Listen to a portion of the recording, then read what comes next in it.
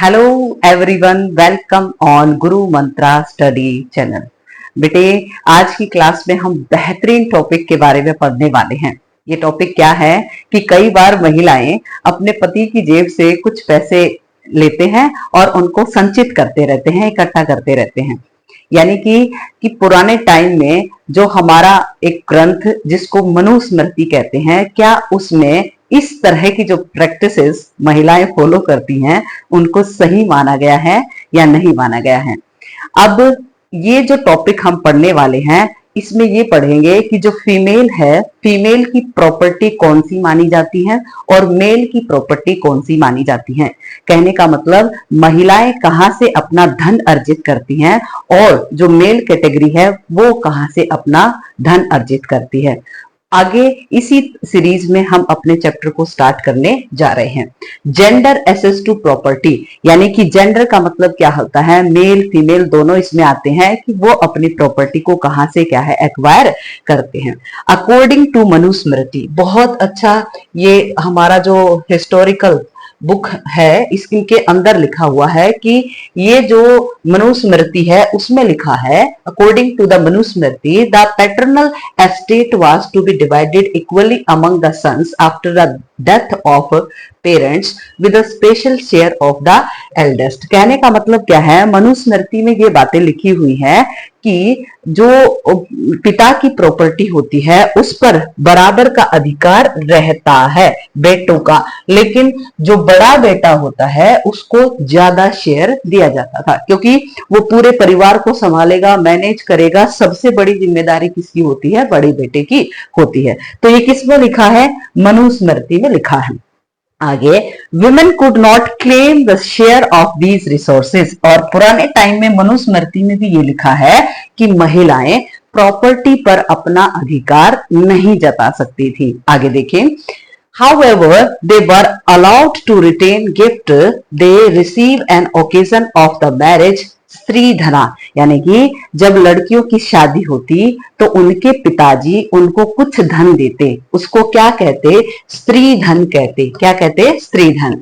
स्त्री धन का मतलब क्या है, जो स्त्री जिनकी जो लड़की है जिनकी शादी हो रही है उनको जो गिफ्ट में दिया जा रहा है वो उसी का धन होगा। कहने का मतलब क्या है कि जो लड़कियां अपने साथ जो भी कुछ लेकर आती हैं, कोई भी धन संपत्ति लेकर आती हैं, तो उन पर अधिकार सिर्फ उनका रहने वाला है, उस पर हस्बैंड का अधिकार भी नहीं होगा और आगे चलकर वो अपने बच्चों में इन चीजों को क्या कर सकती है, डिस्ट्रीब्यूट कर सकती है। आगे, this could be inherited by their children without the husband having any claim on it, यानी कि आगे चलकर ये जो महिला जिन्होंने अपनी पूरी लाइफ टाइम अपनी प्रॉपर्टी को एक्वायर किया है वो कौन किसको मिलेगी, उनके बच्चों को मिलेगी और उस पर हस्बैंड अपना अधिकार क्लेम नहीं कर सकता।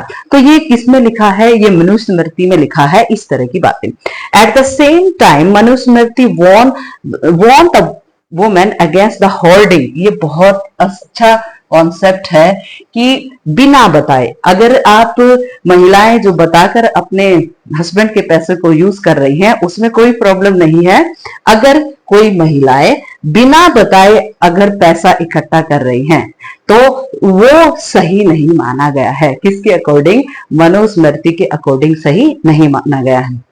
Even their own valuable without the permission of husband, यानी कि हस्बैंड की बिना परमिशन के कोई भी कीमती चीज क्या है वो होल्ड नहीं कर सकती, वो संचय नहीं कर सकती, वो इकट्ठा नहीं कर सकती। तो इन बातों का ध्यान रखना है बिल्कुल कि इस तरह की एक्टिविटी नहीं होनी चाहिए क्योंकि मनुस्मृति के अंदर इनको अलाउ नहीं किया गया है।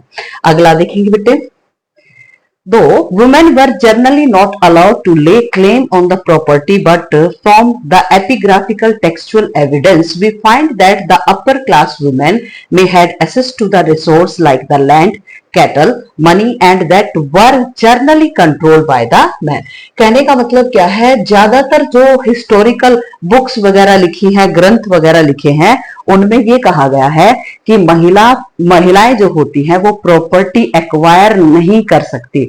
लेकिन क्या कहा है कि कि जो महिलाएं कैसे परिवार से, अपर क्लास सोसाइटी से आती थी, कहने का मतलब राज परिवारों से संबंधित, ये क्षत्रिय परिवारों से संबंधित, या ब्राह्मण कम्युनिटी में जो अमीर तबका होता था उससे संबंधित अगर कोई महिला है, तो ये देखा गया है इतिहास के अंदर कि वो जो महिलाएं हैं वो प्रॉपर्टी एक्वायर करती थी। देखो क्या इसमें एग्जाम्पल दिया है, प्रभावती गुप्ता का एग्जाम्पल दिया है, यानी कि प्रभावती गुप्ता जो साउथ इंडिया में यहाँ पर रहती थी, तो इनके पास काफी इलाका एज ए लैंड रिसोर्स के रूप में था, यानी कि इनके पास काफी ज्यादा जमीन थी और इन्होंने उसको दान में भी दिया था। एक ब्राह्मण को ये दान में देती हैं और ये बिल्कुल जो गांव दान में इन्होंने दिया, तो उस पर अधिकार उस ब्राह्मण का रहेगा और वहां से वो क्या करेगा, टैक्स वसूल करेगा। तो इस तरह का एग्जाम्पल, एक्सेप्शन देखने को जरूर मिलता है। हाई क्लास सोसाइटी में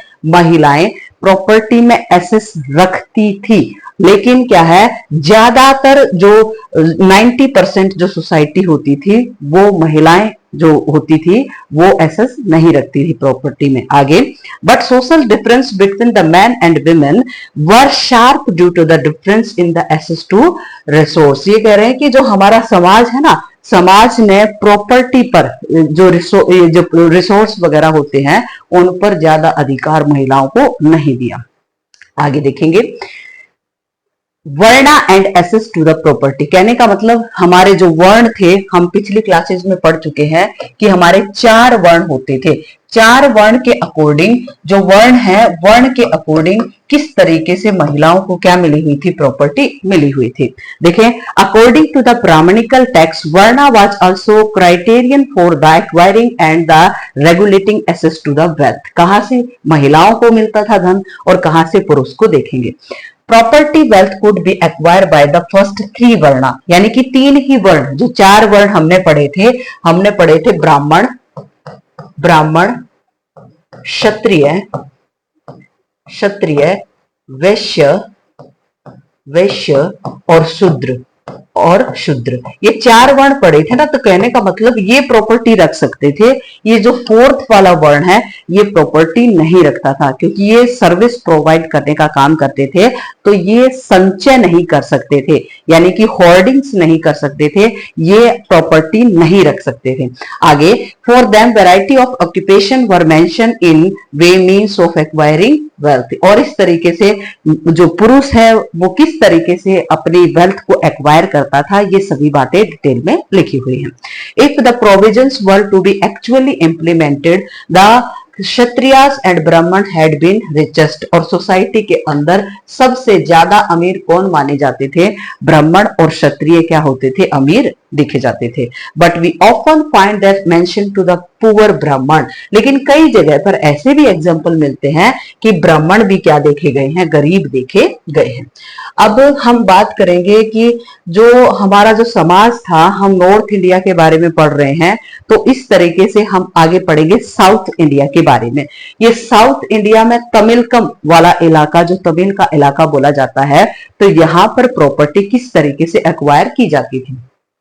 Alternative, misery accumulating the wealth of the onset of her despise and the generous man being be respected, यानी कि अगर कोई व्यक्ति पैसा इकट्ठा करता है सिर्फ अपने लिए, तो उसको सोसाइटी में अच्छा नहीं माना जाता था। हाँ, किसी व्यक्ति के पास अगर पैसा है और उस पैसे का इस्तेमाल वो किस में कर रहा है, वो अपनी जनता की भलाई में कर रहा है, या फिर क्या है बहुत जो अच्छे काम होते हैं वो कर रहा है, तो उसको तो क्या है एक दयालु पर्सन या रिस्पेक्टेड मैन के रूप में देखा जाता था। और जो अपने ही आराम के लिए या फिर अपनी ही लाइफ को बहुत अच्छा करने के लिए बहुत सारा धन इकट्ठा कर लेता है, तो उसको क्या है अच्छा नहीं माना जाता था। तो कहने का मतलब ये है कि सोसाइटी के अंदर जो व्यक्ति पैसा ज्यादा रखता है और लेकिन वो रिस्पेक्ट के साथ जो सोसाइटी है उसकी सेवा भी करता है, तो उसकी समाज में क्या की जाती थी, रिस्पेक्ट, या फिर उसको दयालु समझा जाता था। Tamil Sangam literature often illuminate social economic relationship, ये कह रहे हैं कि जो आपका तमिल संगम है, साउथ इंडिया में तमिल संगम लिखा गया है, उसके बारे में बातें कर रहे हैं। They suggested that while there were the difference between the poor and rich and poor, but though these who controlled the resource also expected to share them। यानी कि समाज में उस दौरान भी क्या है, ऐसे देखा गया कि सोसाइटी पुअर और किस में बटी हुई थी, रिच में बटी हुई थी। लेकिन जो रिच व्यक्ति होता उससे ये उम्मीद की जाती थी कि वो अदर जो सोसाइटी है, यानी कि अदर जो तबका है, उसकी क्या करेगा, हेल्प करेगा, यानी कि सहायता करेगा, जिसके पास ज्यादा पैसा है। आगे, though the society was codified in the Dharam Sutras, but with them often the tradition developed that the criticize the Varna system order। यानी कि कहने का मतलब क्या है, जो सोसाइटी है वो 4 वर्णों में बिल्कुल बटी हुई थी, और ये कहा जाता है कि 3 वर्ण, जो ऊपर वाली 3 वर्ण हैं, वही प्रॉपर्टी को एक्वायर कर सकते थे। लेकिन कुछ अलग चीजें भी देखने को मिलती हैं, जैसे best example are from the early Buddhism in 6th BC onward. यानी कि बहुत सारे एग्जाम्पल कहां से मिलते हैं, जो बौद्ध धर्म था उन्होंने अपने जो टेक्सेस लिखे थे उनसे बहुत सारे एग्जाम्पल मिलते हैं। और वो टाइम क्या था, 600 BC। मैं आपको कई बार बता चुकी हूं कि जीसस क्राइस्ट का जो जन्म होता है उसको 0 ईयर माना जाता है, और उससे पहले के जो ईयर होते हैं उनको BCE माना जाता है, बिफोर क्राइस्ट ईरा। और इसको माना जाता है, इससे आगे एडी माना जाता है, जैसे आपके 2024 चल रहा है, तो ये कह रहे हैं 6 BCE कह रहे हैं। आगे, though the Buddhists recognize that there are the differences in the society but did not regarded them as natural। यानी कि कहने का मतलब क्या है कि सोसाइटी के अंदर डिफरेंस देखे गए, अमीर गरीब का तबका देखा गया, तो इस तरीके से they also rejected the idea of claim to status on the basis of birth। अब धीरे धीरे समाज बदल रहा था, जैसे राजा का बेटा राजा बन रहा है, ब्राह्मण का बेटा ब्राह्मण बन रहा है। तो ये जो बौद्ध होते थे उन्होंने इन चीज को क्या किया कि इन्होंने ये प्रोहिबिट किया, मना किया कि इस तरह की सोसाइटी नहीं होनी चाहिए। कहने का मतलब क्या है, ये जो रिसोर्सेस होते हैं, जो प्रकृति में पड़े होते हैं, इन पर सबका अधिकार होता है। चाहे इस धरती पर जो भी जन्म लेता है, सभी का बराबर का क्या रहता है, अधिकार रहता है। तो ये किस टेक्सिस में कहा, जो बौद्ध धर्म के टेक्सिस होते थे उनमें इन सभी बातों को के बारे में लिखा है। और आपने पिटक सुना होगा कि पिटकों में ये बातें लिखी हुई हैं, यानी कि बौद्ध धर्म में पिटक लिखे गए हैं, तो उनमें इनके बारे में वर्णन किया गया है। आगे देखिए, जैसे Buddhist develop an alternative understanding of the social inequalities and the institution required to regulate the social conflict। Buddhist कहते हैं कि एक अलग तरह की जो सोच है उसको सामने लेकर आते हैं। We will try to understand this with example of the myth found in the text सुत पिटका। ये सुत पिटक, 3 पिटक, विनय पिटक, सुत पिटक और अभिधम पिटक। ये कह रहे हैं कि ये जो क्या है, आपका जो बौद्ध धर्म की बुक है सुत पिटक है, तो उसमें कुछ बातें लिखी हुई हैं, उनका इन्होंने क्या किया है, वर्णन किया है। देखो क्या किया है, it says that originally people live in an idyllic state. अब कहने का मतलब क्या है, जो आपके बौद्ध धर्म को मानने वाले व्यक्ति हैं उनका कहना है कि इतनी सारी प्रॉपर्टी हमारे पास, प्रकृति ने हमें बहुत कुछ दिया है, और हम एक पुराने टाइम में जब रहते थे ना, तो एक आदर्श सिचुएशन में रहते थे। कहने का मतलब क्या है, हम प्रकृति के साथ कोऑर्डिनेट होकर चलते थे, हम बहुत ज्यादा रिसोर्सेज का इस्तेमाल नहीं करते थे, जितनी हमें जरूरत होती थी उतना ही हम क्या है, रिसोर्सेज का इस्तेमाल करते थे। And took what was necessary from the nature, जितना जरूरी होता उतना ही हम क्या करते थे, यूज करते थे। Then we gradual the deteriorations human being become the increasingly greedy। और जैसे जैसे समय बीतता गया, यानी कि देखो अगर हम आज की बात करें तो हम अपनी लाइफ को ज्यादा से ज्यादा लग्जरियस बनाने की कोशिश करते हैं, यानी कि हमारी लाइफ बहुत ज्यादा आरामदायक हो जाए। आरामदायक हो जाएगी ना, तो हम अपनी लाइफ को जब भी आरामदायक बनाने की कोशिश करते हैं तो हम क्या है, रिसोर्सेज का ज्यादा इस्तेमाल करते हैं। हम अपने घर में फर्नीचर बहुत अच्छा रखेंगे, फर्नीचर अच्छा रखेंगे तो फिर क्या है, जो पेड़ हैं वो ज्यादा ज्यादा कटेंगे। तो इसी तरीके से हम कपड़ों का बहुत इस्तेमाल करते हैं। तो बहुत सारे ऐसे रिसोर्सेज हैं, ज्यादा जरूरत हमें होती नहीं, लेकिन हम क्या है, उनका ज्यादा यूज करते हैं। तो ये कह रहे हैं कि जो बुद्धिस्ट टेक्स्ट बताते हैं कि धीरे धीरे इंसान सिर्फ अपनी जरूरतों के लिए काम करता था, अब वो अपनी मेटेरियलिस्ट जो चीजें होती हैं, जो भौतिक चीजें होती हैं, उनको जोड़ने के लिए हद से ज्यादा रिसोर्सेज का इस्तेमाल उसने करना स्टार्ट कर दिया। This led them to the wonder about the person who will ensure right things are done and wrong thing are censored. और इसीलिए बहुत जरूरी था कि एक कोई ऐसा व्यक्ति हो कि जो अच्छा काम कर रहा है, यानी कि जो अच्छा काम कर रहा है या फिर कोई गलत काम कर रहा है, तो उनके ऊपर कोई एक ऐसा व्यक्ति होना चाहिए जो क्या है, अच्छा काम करने वाले को रिवॉर्ड दिया जाए, और बुरा काम कर रहा है या हद से ज्यादा एक्सप्लॉयटेशन नेचर का कर रहा है तो उसको क्या किया जाए, उसको रोका जाए। कैसे? He will be called the mahasamanta, यानी कि उनको क्या कहा गया, महासामंत, द ग्रेट एलिट, यानी कि बहुत बड़ा विद्वान जिसको कहा गया कि एक ऐसा व्यक्ति हमारे ऊपर होना चाहिए जो काफी विद्वान हो, और हमें प्रकृति से रिसोर्सेज को किस तरीके से लेना चाहिए, उनका कैसे इस्तेमाल करना चाहिए, इन सभी बातों के बारे में अच्छे तरीके से पता हो। He will be chosen by the whole people. अब ये थोड़ा सा देखो डेमोक्रेसी की तरफ बढ़ रहे हैं कि वो इंसान पूरी जो पॉपुलेशन होती है उसके द्वारा उसको क्या किया जाए, चुना जाए, यानी कि उसको सिलेक्ट किया जाए।